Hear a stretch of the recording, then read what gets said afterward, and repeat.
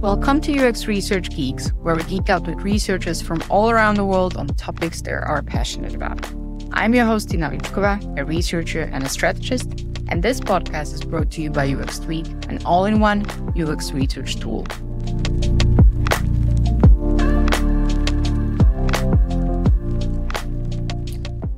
Our guest is Glenn, a UX research consultant who doesn't just conduct research, but is helping companies move beyond the classical customer-centric to actually knowing their customers.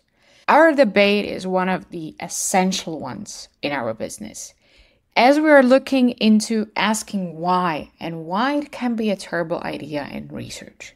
What does psychology tell us about people's ability to explain why truthfully? Why it can be a trap?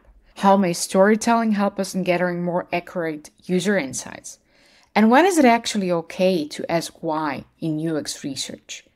The next 35 minutes are an intellectually fulfilling debate coming mainly from Glenn's fascinating knowledge about the topic as a true geek. Tune in.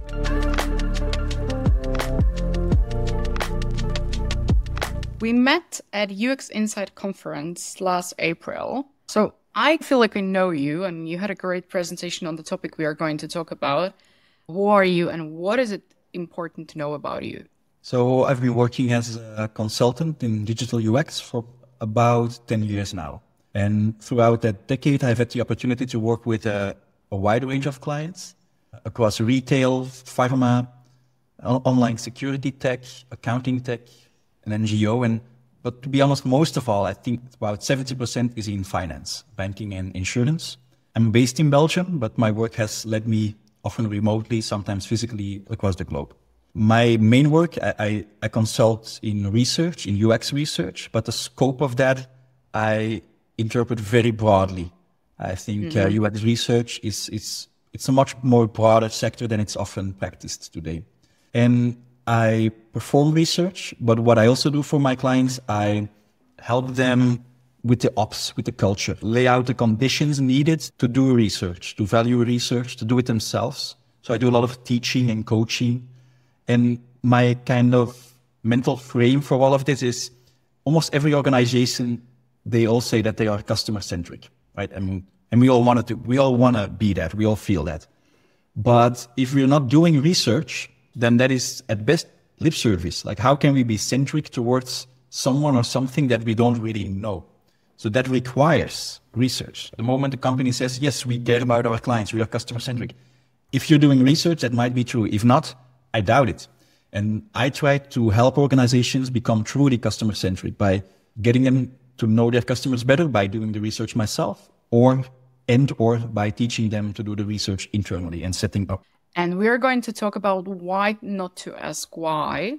I'm also wondering, what is the backstory of how you came to, I want to present on this topic. I need to share my insights on this one.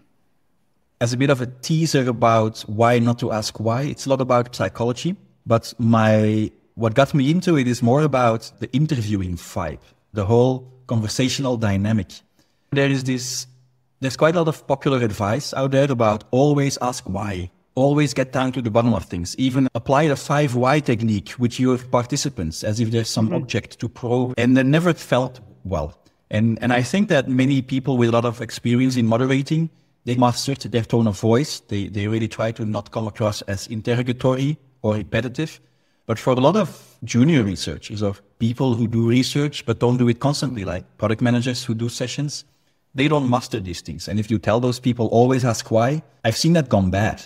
Something very interrogatory, where people are just questioned. Everything they say is, can you explain yourself to me? And I never liked that. And I made it a habit, even before I really started getting into the theory behind it, to just not do it, just not ask why, and get to the why without asking that question. Try to go at it more indirectly. And one of the metaphors I love most that fit here as well, it comes from this, it's quoted by David Travis in one of his books, but he's quoting another guy, I think Robert Fitzpatrick from the Mom Test, if I recall correctly. And it's about, so they're excavating fossils. So imagine dinosaur bones and so you have a shovel, right? Because you need to dig at some point. It's often underground, unfortunately. And with every blow, you get closer to the fossil, but you also risk smashing it to a million bits and pieces. And I see an interview session or a usability test session as something quite similar. If we go at it way too bluntly or too directly or too sharply, we risk just smashing the truth to pieces. We need to go at it indirectly, subtly. Take our time, take it slow, and the truth will emerge from that.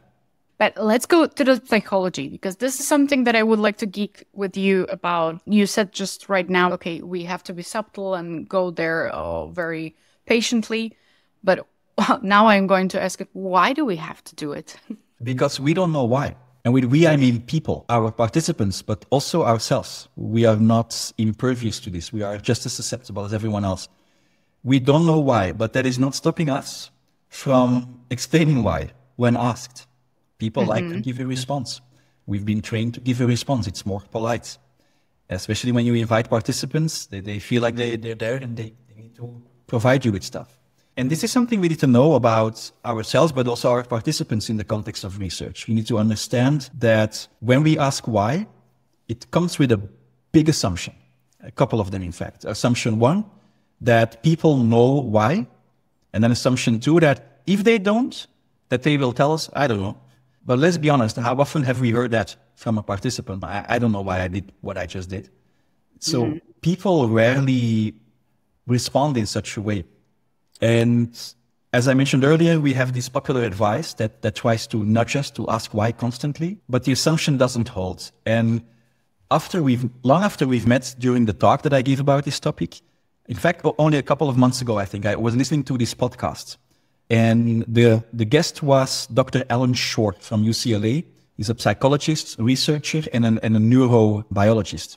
And so he's researching which brain parts do what. And I've actually made a note of it because I knew this podcast was coming up. So I'm just going to read a bit. So he said, it used to be thought that the unconscious only comes forth in dreams at night, back in the Freud days. But today, when you ask how much of the things are really conscious and how much are unconscious, I'm looking at that neurobiologically in terms of how much of activity is going on in the right brain. And the right brain is always processing information at levels beneath our conscious awareness. And when it comes to the basic motivations of why we do what we do, 90 to 95% of that is unconscious. And our data shows this is the case. We think our conscious mind is making all of these decisions, but underneath, the unconscious is always operating. I loved hearing him say that because if I would have heard that before my talk, that would have been a quote on a slide because it perfectly encapsulates the psychology of what I'm talking about. The influence of our unconscious on our behavior and our attitudes is extremely large. And the degree to which we can know that unconscious is very small to completely non-existent. However, we believe that we can access that. It's called the direct access fallacy, or more popularly, the introspection illusion, which is a glorious term coined by Emily Pronin, another brilliant psychologist, who also coins, by the way, the bias blind spot phenomenon, which is very related, where our actions are influenced by biases, but we don't think they are. We think they are the result of conscious scrutiny and well thought out reasons. Now, despite the fact that we don't have this access, this illusion makes us think that we do. And the introspection itself, that part of things, it's about accessing our unconscious. But that just doesn't exist the way we all believe it does. And I think that's a very important realization. And for me, I think the concept of the introspection illusion is something I'm going to take with me forever. Because it's not just relevant as researchers with participants, it's relevant to ourselves. We cannot access our unconscious. If we could, it wouldn't be unconscious. Mm-hmm. And the problem is that many, if not most, of the reasons, the true triggers and stimuli behind what we do and how we feel and what we think, they are unconscious. So they are unknowable. Yet people are unaware of their own unawareness. And when a researcher, with the best of intentions, starts probing that unawareness, funny things happen. And that is something I feel every researcher, especially researchers in moderated sessions, like qualitative researchers, need to be very well aware of. And I also want to take this opportunity to speak a bit more about some of the psychologists that really inspired me here. So I mentioned Emily Pronin, and I recommend to everyone in your audience very interesting papers she published on introspection illusion and bias blind spots. But a lot of others also deserve a bit of mention. So the first ones who got into this, they are Nisbet and Wilson. So Richard Nisbet and Timothy Wilson. In fact, for people seeing it, I am looking at a book by Timothy Wilson called, with the fantastic title, Strangers to Ourselves. And it's basically a little book that goes through all of his research between the 70s and I think the early 90s, which is about when he wrote it, if I'm not mistaken. And they really uncovered all of what I'm just discussing, that people don't know their true reasons, yet they're very happy to tell us their reasons when asked. Kahneman needs to be seen in this light as well. I bet many people in your audience are familiar with System 1, right? Very fast, automatic, unconscious, and very high impact on what we do. That's the whole point. System 2 is very much reserved for those unique occasions when we call it in. But most of what we do and how we feel is System 1. And it's unknowable. It happens, it impacts us greatly, and it doesn't leave any conscious trace.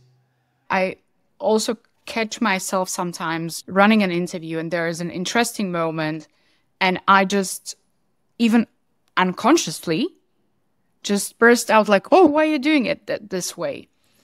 And I have my kind of strategies and small techniques on proving what the person is telling me.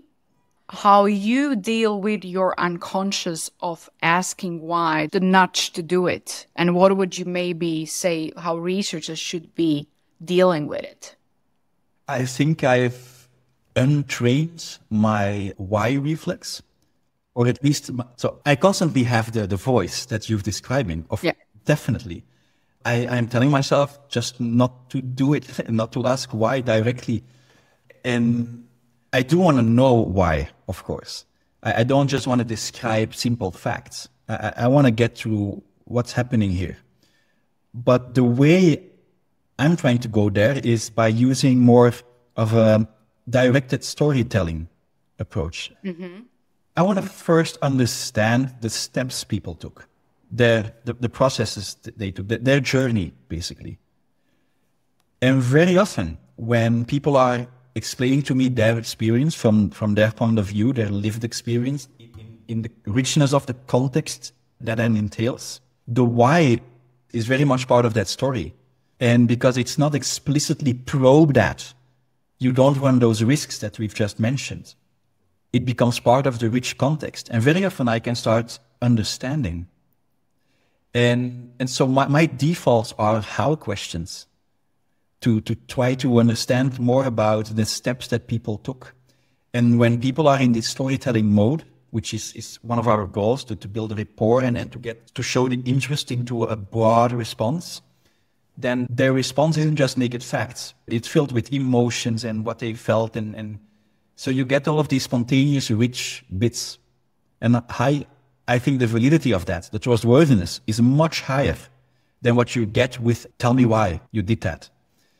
Because going back to one of those psychologists I mentioned, so the original title of the 70s study by Nisbet and Wilson, it was called Telling More Than We Can Know.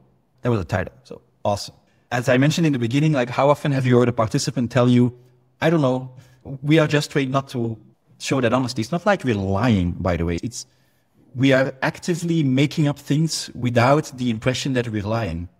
And this is a process called rationalization, which is a concept in this context of research I learned about first in one of Thomas Sharon's books, I think. Got some great pieces about that. And that is something we want to avoid. Rationalization sounds like a smart thing. It's got the word ratio and rationale in there, but basically the whole process of coming up with really smart sounding reasons. And so whenever I catch myself wanting to know why, I'm like, but don't get them to rationalize. Because every question can trigger rationalization, but none more so than why. Because when we ask why, the vacuum of lacking the direct access to the unconscious, remember, the introspection illusion makes them believe that there is something there. The vacuum gets filled. And people use specific things to fill that vacuum. So now we're going back to Kahneman, who mentioned a couple of heuristics. One of them is availability. So we fill the FAQ when asked why with explanations that are very available, like salient, very top of mind, right? Which means typical, stereotypical, general, well-sounding responses. And the other criterion for what we come up with when we rationalize is representativeness. How plausible is this? How much does it make sense? Does it sound logical? And then you add in other stuff that we want to avoid as researchers, like social desirability bias. People want to come across as smart and good travelers and good with money, and everyone thinks they're the best driver, and we want to come across as well. Or things like demand characteristics. People get a sense of, they think they know why they're there in that research study, and they want to be good people, so they want to give us what they think we want, right? The answer to the question why is at best a useful fiction. It's correct only by coincidence, but it sounds good. And that's the big problem, because especially with interviews, we have this concept called saturation, right? Theoretical saturation. So you do interviews, and if you hear the same thing again and again, that's really a good sign. That's what we've been taught. And in fact, we can even influence our sampling strategy. How many people do you need to interview? It depends on when we hit saturation. If we have clear enough picture, we've seen enough. If not, see more. That's a whole grounded theory. Everything works like this, saturation. But if you're triggering rationalization, it means you're getting a lot of typical, good-sounding responses that come from what the general population finds good-sounding responses. So this tends to hit saturation very fast. And you feel very confident as a researcher. Oh, they're all saying the same stuff. Yeah, because they're all capturing this from the same cultural norms. And this gives a very false sense of saturation. And this really inflates what we believe we know, the themes that we believe we are seeing. And I think that can be useless at best, and very often can lead us astray, lead to novel insights, just rehashing cliches, because that's what rationalization is. It's cliches, it's cultural norms, it's things that sound good and smart. What is coming in my mind, I was trained years back on mental models, and we are sometimes so much pushed into like what is in the mental state of people, what they are thinking.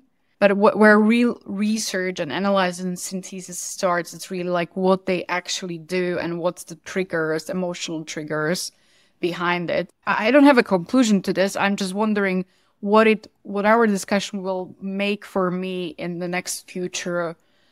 And how much do you think, and that is very tied also to the social likability, especially with people who've been respondents in research, not just once, what I am observing, even without asking people why, they tend to come up with whys.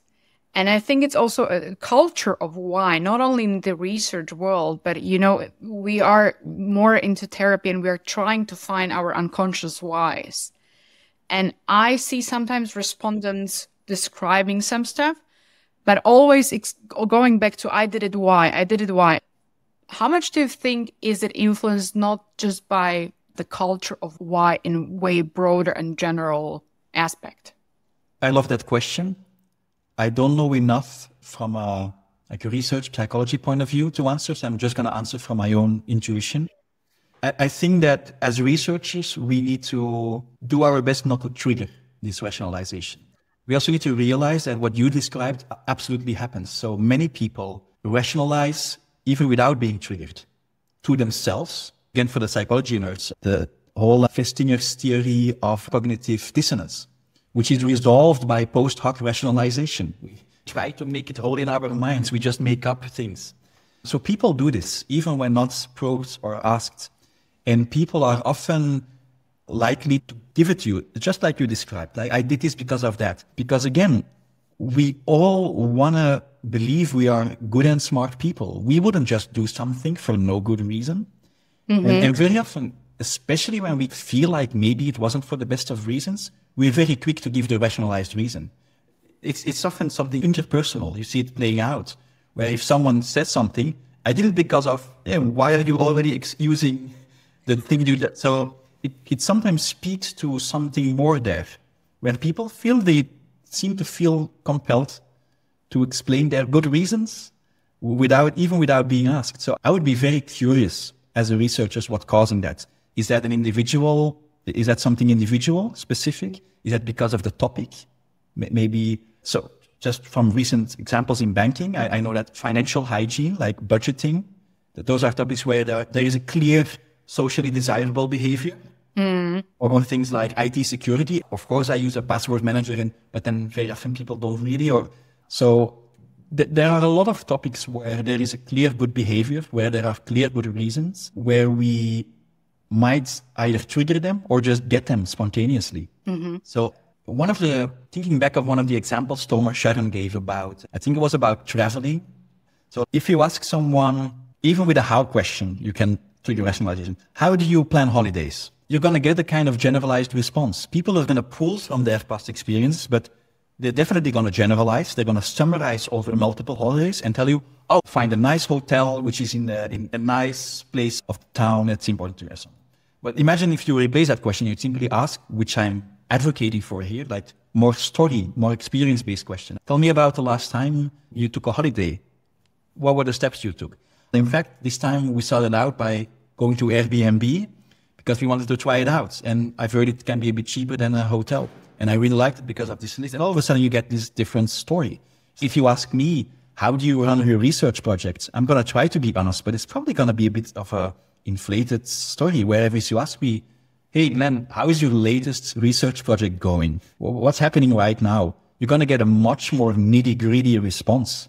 That's, I would say, if you're in the innovating or product management business or UX business, a response with much more specific pain points and potentially unmet or underserved needs attached to it. So I would always say, go as concrete as possible. Leave the room for generalization and rationalization as small as possible by simply asking specific examples, preferably as recent as possible, and taking it from there. And you mentioned it several times, the storytelling questions, going back to the last event or situation. But sometimes, and I'm linking here to finance because as you were mentioning, you are doing a lot of stuff in finance. I'm doing a lot of stuff in finance. And the storytellings, especially in some cultures, I see, for example, a difference between Germans and Slovak, where I come from, is the storytelling less and more difficult? How to ask those storytelling questions in a little bit more boring contexts? Well, some people might say I've only worked in boring industries, so to speak. But even those boring industries, people often have a lot to say about them. So right now I'm working for just a large bank, and we have simple products like accounts, savings accounts, and insurances and mortgages. And in my experience, when we've recruited people specifically interested in those things, so I'm very much an advocate for very behavioral as opposed to demographic recruitment. People that are really interested in people hearing about them for their mortgage.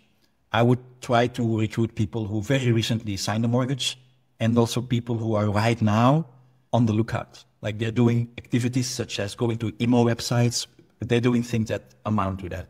Because I really want people who are in the mindset of, basically I want our target audience, which is much more behavioral than demographic. If you do that, I've found them to be very interested in these things. Even savings accounts. We did a lot of qual research into savings accounts. People have opinions and they vary.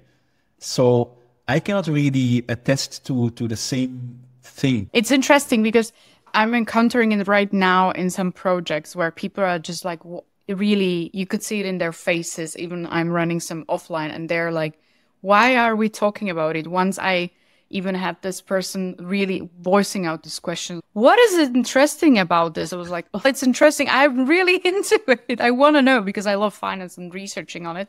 I think people are so weird about money that it's really worth it. And labeling it boring is just because sometimes you have to do a lot more stuff to bring people there.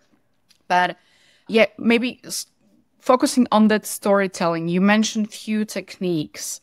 So if you would be to summarize how you lead such a conversation that you go into the storytelling, what would be your tips for our audience?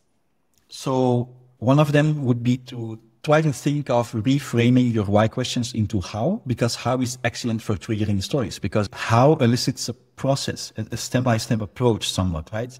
So let's say you want to find out, why did you call the help desk? Many companies, they want to avoid people calling them. They also wrongly think people want to call them. It's probably because their website was very shitty when it came to that part of support. Many people don't want to call either. It's a last resort. But then still, the business question is often, why do people call us?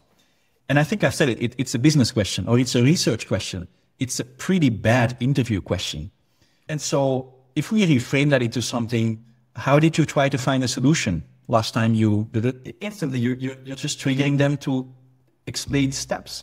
And if you combine that with something that as qual researchers, we're all trained to do, having built this rapport and making it very clear that we are really interested in details, that we are here to learn and listen from them, then most often you will get more and richer stories. So how is one thing? Simple what question can work as well. Like, why did you click on that link? What were you looking for? Like simply just changing it, making it less interrogatory and just trying to reframe. Another thing I love using is something adapted on Nikki Anderson's TED-W framework, which stands for, so the T is something like tell me about, explain, the D is describe, I believe. The W stands for walk me through, and then, well, we're almost there. Because they aren't even questions per se, it's more, but they all elicit a broader response. Walk me through the last time you did this. Explain what you mean when you mention it. These are both techniques to get a story going or to dive deeper without having to probe it like an object. Mm-hmm. Listening to you and being in this business for over a decade, I think there's a slight change happening from, oh, you have to have open questions with what, why, blah, blah, blah. And now we are going maybe to a more natural conversation where we nudge people into directions. Mm. And we were talking before the recording about it, that sometimes in some cultures and some languages, to tell me, explain me, describe me could sound pretty harsh. So how do you treat that? Yeah, I want to go back to the point you made as well right now, where interviews are trending to be more conversational. I see that and I very much value that. And conversational interviewing, I think it's a very strong technique, much more pleasant for the participant, and it elicits much more. I also am strongly convinced that those typical open questions that we all hold to such high regard are very often, in fact, closed. They presuppose that there is an answer there. If you ask someone why, as we discussed today, it assumes that they know why. So I would consider that pretty closed. If you ask something, what did you do there? It assumes that they did something there, right? And the good thing about closed questions, they can screen people in. Maybe they don't have an opinion. Then they shouldn't make one up. I want to treat it as a conversation, much more than an interrogation. Now, when it comes to your question about those explain to me, describe, I fully agree. And in fact, I think that's something that with the right tone of voice, it can work in English. In Dutch, so I'm Belgian, I do sessions in Dutch, sometimes French, but my Dutch is better, so usually Dutch. I change them up. And you can do the same in English. So instead of explain to me how, can you explain to me how? Just make it a question again. And then the purists might say, yes, but now it's a yes and no question, but you will not get a yes and no response. I promise you. So it's still very much ultra open-ended, but it can you walk me through the last time so if you make it a question, all of the commanding aspect, it's gone. It's gone. So that's what I try to do. I just rephrase it into a question. I think it's going to take a little bit of the pressure to some people who are trained as we are with you have to always ask the open question. Because yes, as you are saying, even if you ask in the way like there could be a yes or no coming, people usually take it as a nudge to talk because they want to talk in the interviews. Yep. You were also mentioning an aspect, why is it not such a bad thing to ask why in surveys? And surveys are another battlefield when it comes to researchers and stakeholders especially. And now I will ask why, because you are an expert. And I think asking an expert why, which has research done on it and has arguments, is something where I think why is much more appropriate than asking people how they have it. So why would you say is why way more better in a survey? That was a beautiful question. Why would you say is why way more better? And also to your point, I think asking me why about this subject, it's pretty safe because it's very clearly the topic of conscious scrutiny on my side. And as we saw with rationalization, it creates responses out of things that are available and that make sense. But if those things are also the truth, if something is the result of conscious scrutiny, if something by action has been moved from the unconscious to the conscious, then of course, why is a fair question. So I fully agree with your point of view there. To answer your question then about surveys, we went through why it's dangerous in interviews. People don't know yet, they tell you something and then it saturates your understanding. Survey is different. So let's take the example of a feedback survey in your own channels. It's like a typical, are you satisfied using this? And then if people gave a low satisfaction score, why not? One thing, in such surveys, there is a very hefty self-selection bias, which results in a non-response bias, meaning people with no interest into responding, they won't, because it's voluntary. And most of the people who respond, very often they're people quite satisfied or really not satisfied. And I think that second category is the best. First is good for people's ego, but you're after the stuff that's going badly in your channel. And so if people self-select, then as I just mentioned about the conscious scrutiny, it means that they have some conscious reasons. They've been through some shit. They have pain points and they want to have a way to share them. And there is your survey. I think that's one of the best values of those kind of feedback surveys in your channels. So there's nothing wrong there. These are conscious reasons that apparently something was so cumbersome, such a burden, that people are now consciously aware of it, that they really hate it. And there is real utility there.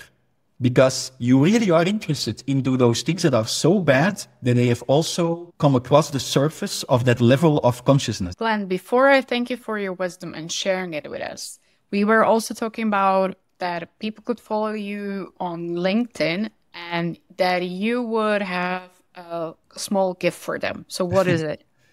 Yeah, it's a little goodie. So it's a 1 page of PDF with on the left side, it's a bunch of typical why questions that we really want to get an answer to and that we often find ourselves asking. But on the right side, for all of those questions, a very nice alternative without using why, which completely eliminates the risk of this bad vibe in the interview, the interrogatory dynamic, and also goes at it less directly. So it doesn't probe, it doesn't run that same risk of having people make up a good reason just to sound smart. And that's something I'm just handing out to everyone. So you can find me on LinkedIn, shoot me a message, and you'll have it in a reply as soon as I can address it. Yeah, this is gold. Thank you for it. Thank you for taking the time to speak to me. My pleasure. Thank you, Tina. Thank you for listening to UX Geeks. If you enjoyed this episode, please follow our podcast and share it with your friends and colleagues. Your support is really what keeps us going. If you have any tips on fantastic speakers from across the globe, feedback or questions, we'd love to hear from you. Reach out to UXtweak@uxtweak.com. Special thanks goes to our podcast producer Jana Filoshova, our social media specialist Daria Krasovskaya, and our audio specialist Melissa Danishova. And to all of you, thank you for tuning in.